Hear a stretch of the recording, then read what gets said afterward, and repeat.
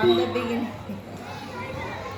My friend Tejasvi explained about good manners.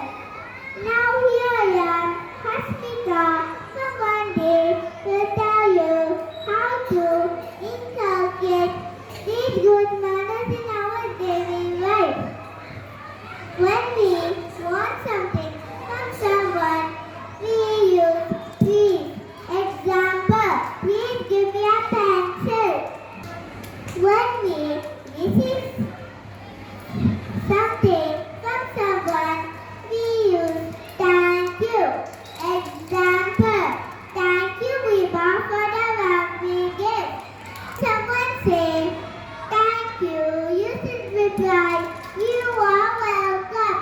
Example, you are welcome my dear friend.